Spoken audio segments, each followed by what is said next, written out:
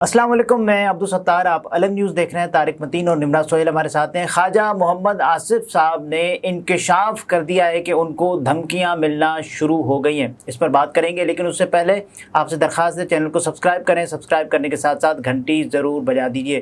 تو خواجہ صاحب کو دھمکیاں مل رہی ہیں، بتائیں نا وہ کہ کس سے مل رہی ہیں دھمکیاں؟ خواجہ صاحب جو ہیں وہ کس وزارت پر ہیں؟ مطلب خواجہ صاحب کیا وزیر انفارمیشن ٹیکنالوجی ہیں؟ خواجہ صاحب وزیر ٹیلی کمیونیکیشن ہیں؟ خواجہ صاحب کیا ہیں؟ وفاقی وزیر دفاع۔ ارے واہ، زبردست! تو اگر وفاقی وزیر دفاع کو دھمکیاں مل رہی ہیں ان کا دفاع محفوظ تو پھر دیکھیے، مطلب پھر تو مجھے اور آپ کو بلکہ ہم سب کو کم از کم ڈوب مرنا چاہیے۔ تو اگر وزیر دفاع کو دھمکیاں ملیں تو پہلا کام تو یہ ہونا چاہیے کہ وزیر دفاع بتائیں کہ ان کو دھمکیاں کون دے رہا ہے۔ یعنی میں ہمت نہ کر پاؤں یہ بتانے کی کہ دھمکی کون دے رہا ہے تو سمجھ میں آئے گا۔ عمران ریاض خان اتنا جملہ کہہ دے کہ دکھ ہوتا ہے جب کوئی اپنا مارتا ہے، صحیح، تو سمجھ میں آئے گا جب ابصار عالم جو ہیں وہ یہ بتائیں کہ مجھے گولی ماری گئی، گولی مارنے والا کون ہے وہ یہ نہ کہہ پائیں تو سمجھ میں آئے گا، ٹھیک ہے نا؟ جب اسد طور صاحب ایک بہت بڑی کرسی پر بیٹھی ہوئی ایک شخصیت یہ کہے کہ اس وقت تو وہ میجر جنرل ہوں گے تو سمجھ میں آئے گا۔ لیکن مجھے یہ بتائیے کہ خواجہ صاحب اگر یہ کہیں وزیر دفاع ہوتے ہوئے کہ مجھے دھمکیاں مل رہی ہیں اور خواجہ صاحب نہ بتا سکے کہ دھمکیاں کون دے رہا ہے، تو کیا پتا وہ ان سے بھی کئی گنا بڑے ہوں، کی ہمت نہ ہو رہی ہو بتانے کی، تو پھر تو میں وہی کہہ رہا ہوں نا، مطلب پھر میں اور آپ کیا کریں؟ اچھا، جس بات میں کیڑے پاسے جاواں، میں منجی کتھے ڈاواں، تو ہمیں یہ بتایا جائے۔ خواجہ صاحب یہ بھی پوچھ رہے ہیں جس بات پہ ناراضی ہے وہ تو یہ ہے نا کہ پارلیمان میں آپ بلا رہے ہیں تو ذرا دیکھ لیجیے، جنرل باجوہ کو بلا رہے ہیں، اور فیض فیض کو امین صاحب کو کیوں بلا رہے ہیں کہ یہ کون ہوتے ہیں؟ ملک کے فیصلے کرنے والے۔ اب بھی ملک کے فیصلے یہ لوگ کر رہے ہیں یا یہ پہلے کون ہوتے تھے؟ یہ خواجہ آصف صاحب پوچھ رہے ہیں۔ تو دیکھیے، خواجہ آصف صاحب جب اس میں ایک اور بات کر رہے ہیں کہ افغان نیشنلز ہماری آرمی میں داخل ہو گئے، انہوں نے ایسی فائلیں سائن کی کہ جن کے بعد ان افغان نیشنلز کو آرمی سے نکالا گیا۔ یہ بھی خواجہ آصف صاحب ہمیں خبر دے رہے ہیں۔ تو کیا آپ کو حیرت ہوئی یہ جان کر کہ افغان نیشنلز ہماری آرمی میں داخل ہو گئے؟ پریشانی ہوئی؟ یعنی سرپرائز میں ہوا، ٹھیک ہے، تو کیا آپ کو اس بات پر حیرت نہیں ہوئی کہ ہمارے وزیر دفاع کے پاس دبئی میں ایک فیکٹری کا ورک پرمٹ تھا؟ کیا آپ کو اس بات پہ حیرت نہیں ہوئی کہ ہمارے ایک وزیر اعلیٰ کے پاس الیکٹریشین کا ورک پرمٹ تھا؟ کیا آپ کو اس بات پہ حیرانی نہیں ہوئی کہ ہمارے ایک وفاقی وزیر کے پاس جو ہے وہ ورک پرمٹ تھا شاید کسی راج مستری کا، کنسٹرکشن ورکر کا؟ باپ جو تھا وہ بیٹے کی فیکٹری میں ملازمت کر رہا تھا، اس بات پہ حیرت نہیں ہوئی؟ مجھے تو اس سے زیادہ چیزوں پہ حیرانی ہوئی ہے۔ مجھے اس بات پہ حیرانی ہوئی کہ ہمارے یہاں خاتون آئیں بیرون ملک سے، آ کے پارلیمنٹیرین بن گئیں، اور جب یہ کھلنے لگا کہ وہ دوہری شہریت رکھتی ہیں، وہ سابق وزیر اعظم کی ہمشیرہ ہیں، دوہری شہریت رکھتی، تو پھر انہوں نے کہا میں استعفیٰ دے دیتی ہوں۔ تو یہ جو لوگ حیران ہوتے ہیں نا، مجھے حیرانی ہوتی ہے کہ یہ حیران کن باتوں پہ ہو رہا ہے؟ یہ کوئی حیران ہونے کی بات ہے؟ ہمارے یہاں تو وزیر دفاع باہر کا ورک پرمٹ لے کر بیٹھا ہوا ہے، کوئی مزدوری ہے، کوئی مزدور ہے، کوئی الیکٹریشین ہے، تو یہ اس لیے وزیر دفاع کو کیا کرنا چاہیے؟ وزیر دفاع کو اپنا کام کرنا چاہیے۔ اب یہ جو کہہ رہے ہیں نا، اب جنرل باجوہ کون ہوتے ہیں، جنرل فیض حمید کون ہوتے ہیں، یہ ان کو یاد دلانا چاہیے۔ مجھ میں ہمت نہیں ہوگی، نہ میری اوقات ہوگی کہ میں دو کیسز پہ بات کر سکوں، لیکن یہ یاد دلانا چاہیے کہ جنرل باجوہ کون ہوتے ہیں۔ وہ جنرل باجوہ اور جنرل فیض جن سے شہباز شریف نے 2018 کے الیکشن سے پہلے ڈیل کر کے اپنی کابینہ تقریباً فائنل کر لی۔ صحیح ہے، یہ وہ جنرل باجوہ ہیں جن کو خواجہ آصف نام کے ایک آدمی نے سیالکوٹ میں الیکشن ہارنے کے بعد رات کو فون کیا تھا اور کہا تھا میرے ساتھ کیا ہو رہا ہے، انہوں نے کہا دھاندلی ہو رہی تھی اس لیے میں نے فون کیا۔ انہوں نے کہا فکر مت کریں، یہ وہ جنرل باجوہ ہیں جنہوں نے تحریک انصاف کو کٹ ٹو سائز کیا، آر ٹی ایس بیٹھا، رات تک پاکستان تحریک انصاف کی 118 سیٹیں تھیں، نون لیگ پیپلز پارٹی والے 35-44 کے آس پاس تھے، اور پھر ان کی سیٹیں بڑھ گئی تھیں آر ٹی ایس بیٹھنے پر۔ یہ وہ جنرل باجوہ ہیں۔ اس کے علاوہ یہ وہ جنرل باجوہ ہیں جنہوں نے رات 12 بجے کے بعد پھر نون کو 25 سیٹیں، وفاق میں 40 کے قریب سیٹیں پنجاب میں دلوائیں، اور پاکستان تحریک انصاف کے لیے ٹھیک ٹھاک مشکل پیدا ہو گئی تھی۔ عمران خان پھر بیساکھیوں والی حکومت پر موجود تھا۔ جنرل باجوہ وہ ہیں جنہوں نے 2019 میں فضل الرحمان کو کہا بسم اللہ کریں، اور فضل الرحمان کراچی سے چلے، کراچی سے چلنے کے بعد پنجاب سے گزرے، اسلام آباد میں جا کے بیٹھ گئے، اور پھر فضل الرحمان نے بتایا کہ ہمیں یقین دہانیاں دے کر کس نے اٹھایا تھا؟ جنرل باجوہ نے اٹھایا تھا۔ تو یہ وہ جنرل باجوہ ہیں. پھر یہ وہ جنرل باجوہ ہیں جنہوں نے شہباز شریف، نواز شریف، ان کے ساتھ ڈیل کی. نواز شریف صاحب کے پلیٹلیٹس گرے، نواز شریف صاحب یہاں آئے، پھر عدالتوں نے نواز شریف صاحب کے لیے تمام چیزیں سیٹ کی. اور ایک آدمی ہے، اس کا نام ہے خواجہ آصف، اس نے کہا تھا اسٹیبلشمنٹ نے باہر بھیجا تھا، ٹھیک ہے نا، اور اسٹیبلشمنٹ کا مطلب ہے جنرل باجوہ. یہ وہ جنرل باجوہ ہیں. پھر یہ وہ جنرل باجوہ ہیں کہ انہوں نے کہا تو شہباز شریف صاحب نے فوراً کورونا کا ماسک لگایا، لندن سے بھاگے بھاگے آئے کہ ہمیں حکومت ملنے والی ہے، نہیں ملی تھی. یہ وہ جنرل باجوہ ہیں. ایک آدمی خواجہ آصف نام کا، اس آدمی نے کہا تھا کہ ہمیں پہلے کہا گیا تھا، وہی آدمی جس کے بارے میں ہم بات کر یہ رہے وہ ہیں. آدمی خواجہ آصف جس نے کہا تھا ہمیں پہلے کہا گیا کہ آپ پہلے لے لیں پنجاب اپریل میں 2019 میں، اور پھر آپ دسمبر تک وفاق بھی لے لیں. یہ جنرل باجوہ جو ہے نا، یہ وہ جنرل باجوہ ہیں. دو کیسز ہیں جن پر بات کرنے کی نہ میری ہمت ہے نہ میری اوقات ہے کہ میں بات کروں گا. یار جب میں کہہ رہا ہوں میری ہمت اور اوقات نہیں ہے تو ان پہ بات نہیں کروں گا. آپ نے 2 بار کہا. یہ جنرل باجوہ جو ہیں وہ ہیں کہ انہوں نے جو ہے نا 2019 میں اور 2020 میں ہم بات کر چکے حکومت دلوانے کی بات کی تھی. میاں نواز شریف صاحب جب لندن میں تھے تو ایک صاحب خواجہ آصف نام کے، انہوں نے قرآن پہ حلف لیا تھا اور کہا تھا ہم سب لائن میں کھڑے ہو کے جنرل باجوہ کو توسیع کا ووٹ دیں گے. قرآن پہ حلف اس لیے ہوا تھا کہ کوئی بعد میں مکر نہ جائے جنرل باجوہ کو. یا پھر یہ بھی کہ کوئی بتا نہ پائے ڈسکلوز. خواجہ آصف صاحب نام کے ایک صاحب ہیں، انہوں نے کاشف عباسی کے ایک پروگرام میں بیٹھ کے کہا تھا آئی ایم آن اوتھ، میں اس سے زیادہ نہیں بتا سکتا. تو یہ جنرل باجوہ وہ صاحب ہیں. جنرل باجوہ صاحب وہ ہیں، انہوں نے ان سب کی ڈیلیں کروائیں، ان سب کے کیسز تھے، وہ سارے کیسز. محمد زبیر صاحب کیا بتا. یہ جنرل باجوہ ہیں. 2 کیسز ہیں جن پر بات کرنے کی نہ میری ہمت ہے نہ میری اوقات ہے، ان پر میں بات نہیں کر سکتا. یہ جنرل باجوہ وہ ہیں جنہوں نے اگست میں پہلے محمد زبیر نام کے صاحب سے ملاقات کی، اگست کا آخری ہفتہ تھا. پھر اس کے بعد انہوں نے ستمبر کے پہلے ہفتے میں انہی محمد زبیر صاحب کے نام کے جو صاحب ان سے ملاقات کی تھی.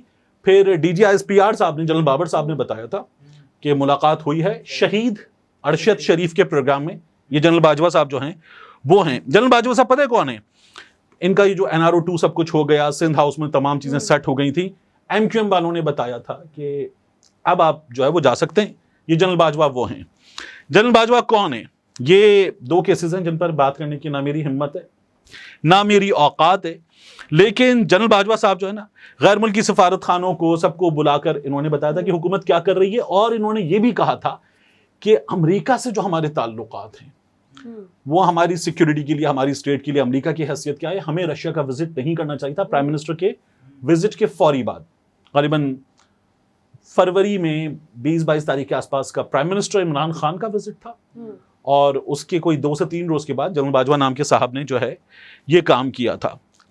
شہباز شریف جب منی لانڈرنگ کے کیسز میں فرد جرم آگے بڑھے جا رہی تھی تو یہ جنرل باجوہ صاحب جو ہیں وہ ہیں. 18 فروری کو جب اطہر متین کا قتل ہوا تھا، مجھے اس لیے یاد رہا تھا کہ اس روز فرد جرم عائد ہو کر شہباز شریف کی گرفتاری طے تھی. لیکن یہ جنرل باجوہ صاحب جو ہے نا یہ وہ ہیں. جنرل باجوہ صاحب کون ہیں؟ نواز شریف لندن سے واپس آئے، عمران خان چلا گیا. عمران خان صاحب تو واپس جانے والے ہیں پھر لندن. ایک آدمی نے کہا تھا عمران خان کو اچھے بچے بن جاؤ. یہ جنرل باجوہ صاحب وہ ہیں. 2 کیسز ہیں جن پر بات کرنے کی نہ میری ہمت ہے نہ میری اوقات ہے، ان پہ بات نہیں کروں گا. لیکن جنرل باجوہ صاحب کون ہیں؟ یہ خواجہ آصف صاحب اگر پوچھ رہے ہیں تو میں نے کہا میں تمام کی تمام چیزیں بتا دوں. تو اگر یہ بلا رہے ہیں، مدد کون کرے گا ایسے مشکل وقت میں؟ خواجہ آصف کی مدد کون کرے گا؟ خواجہ آصف اب یہ باتیں کیسے کر رہے ہیں؟ ٹھیک ہے، تو خواجہ آصف صاحب کر سکتے ہیں. لیکن 2 کیسز ہیں جن پر بات کرنے کی نہ میری ہمت ہے نہ میری اوقات ہے. 20 مرتبہ کا ہے. اب وہ کہہ رہے ہیں کہ مجھے دھمکی بھی مل رہی ہے، تو اب یہ بھی نواز شریف کی طرح معاملہ اللہ پر چھوڑ دیں گے؟ ڈر جائیں گے دھمکی سے؟ دیکھیے بات یہ ہے کہ جنرل باجوہ صاحب کیا تھے؟ پاکستان کی فوج کے سربراہ، ٹھیک ہے نا، آرمی چیف ہمارے.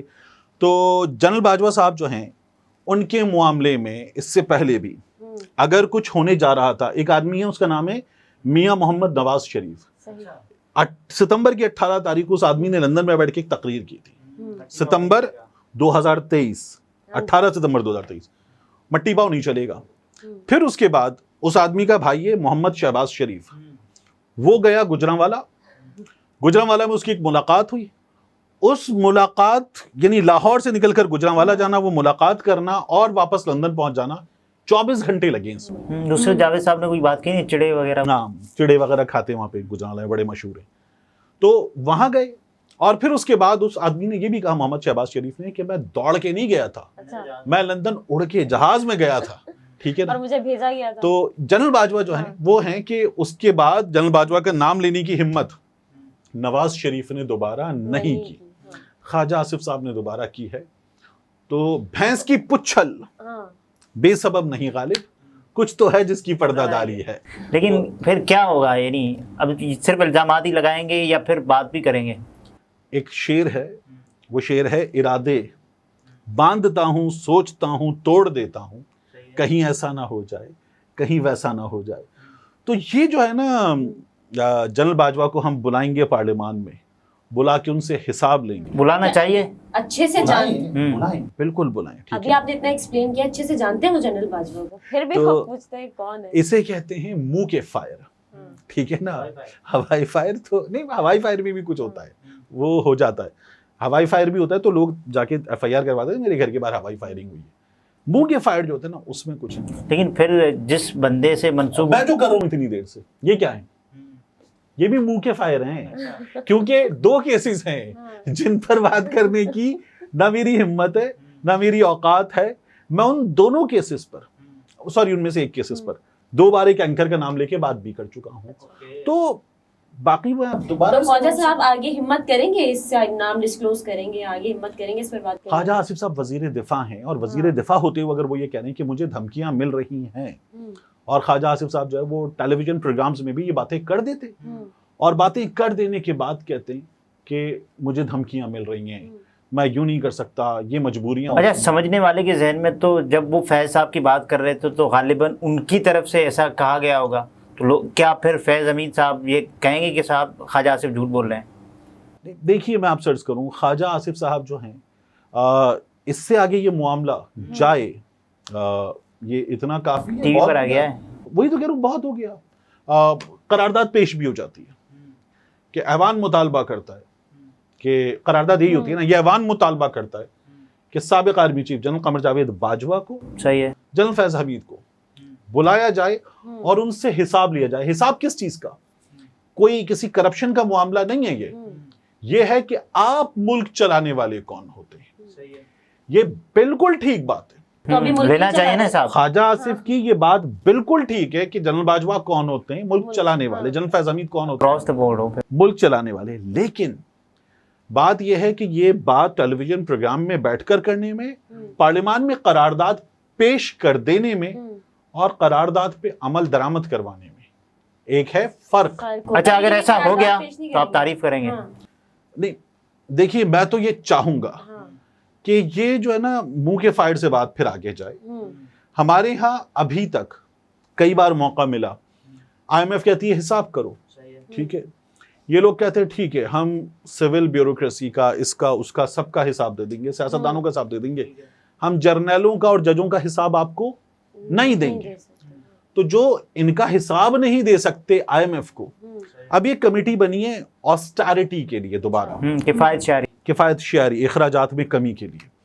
تو اس کمیٹی کے پاس جو ٹی او آرز وغیرہ اس کے طے ہوئے نا, ان میں طے یہ ہوا ہے کہ پہلے جو آسٹیرٹی کے لیے کمیٹیز بنی تھیں انہوں نے کیا کیا, ان کے ٹی او آرز میں کیا تھا, کیا وہ ڈویبل تھا, کیا وہ نہیں کر سکے, اس کا بھی جائزہ لیں. اور اس کے بعد وہ مختلف معاملات ہیں ان میں پیسے کہاں کہاں کم کیے جا سکتے ہیں, اس کا جائزہ لیں.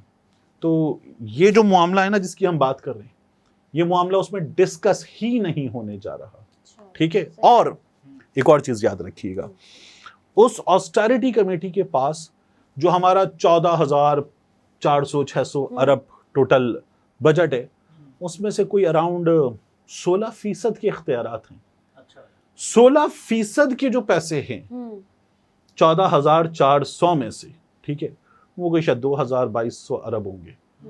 اس میں سے وہ کمی کریں گے کہ کتنے پیسے کم کیے جا سکتے ہیں.